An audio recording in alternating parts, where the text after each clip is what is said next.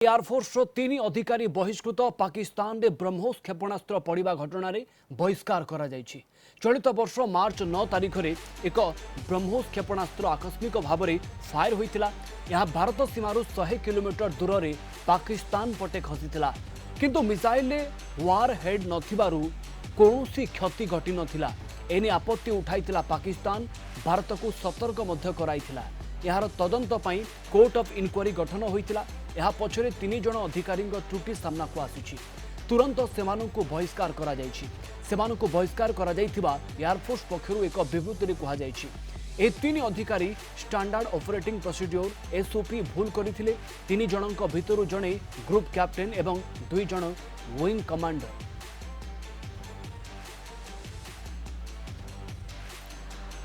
इस संपर्क में अधिक आलोचना करवा विंग कमांडर नंदकिशोर सामल आम सहित जोड़ी होती। विंग कमांडर सामल आपन को स्वागत करी। सर, कोर्ट ऑफ इनक्वारी आधार कौन एवं प्रकृत में ये 3 वायुसेना अधिकारी को बहिष्कृत करने जरूरी थिला ना आउ कौन सी विकल्प थिला? जय भारत। देखु जेकोसी गोटे घटना घटिले जहाँ सीधा सड़क भाव सामने को आसले प्रोसीजर अनुसार बा व्यवस्था अनुजाई गोटे इनक्वारी सिस्टम हुए। सिस्टम हूँ भारतीय वायुसेना बा प्रतिरक्षा विभाग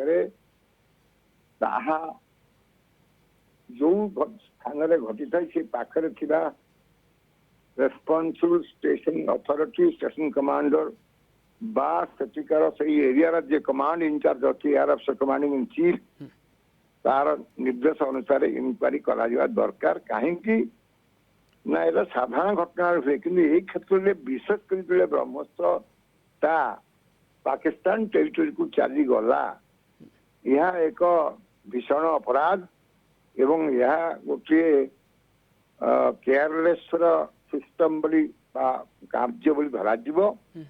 से दृष्टिकोण यही घटना देखी इनक्वारी करने ऑर्डर करा जाइथिला एवं ताहा समय सापेक्ष आमर नियम अनुसार इनक्वारी हेला परे तार परवर्ती स्टेज जहाँ हुए से जिते दोषी साब्यस्त बोली ग्रहणीय हुए तथापि दोषी को बा अफेक्टेड लोकों को आउ गोटे चांस दिया जाए से निर्दोष बोली प्रमाण करने से गोटे कोर्ट ऑफ मार्शल करा जाए जो जड़े डिफेंडिंग अफिसर था तरफ कह जाए।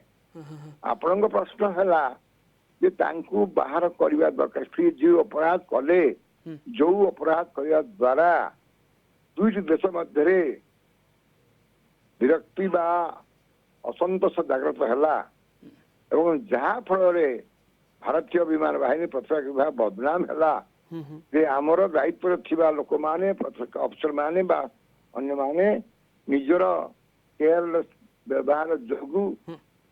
अच्छा, ए गोटे घटना विंग कमांडर सामल ए पूरा कार्यानुष्ठान शत्रु देश पाकिस्तान को कौन वार्ता देव एवं आम वायुसेनार अधिकारी मानू को कौन वार्ता देव?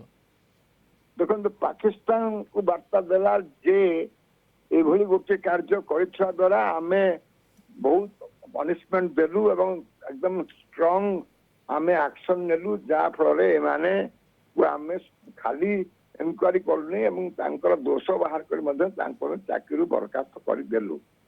भारतीय वायुसेना कर्मचारी मान देला जे आपण जदि निज दायित्व अवहेला करेंगे बा आपण केयरलेस हेबे आपण मध्य एभली अवस्था को जीवे एवं विशेष करके जो बहुत प्रकार भारतीय प्रतिरक्षा विभाग बदनाम हवा व्यवस्था को आड़े एक व्यवस्था करा जाए इंसिडेंट रु अन्य स्टाफ माने अन्य कर्मचारी माने अन्य अफसर माने सतर्क रहिबे ड्यूटी रे खिलाफ करिवे नाही एही बार्ता तांकु गला एवं एभली करबा निहाती आवश्यक थिला एवं बिल्कुल अन्य कर्मचारी अन्य अधिकारी माने एही कार्यानुष्ठान किछि शिखिबे।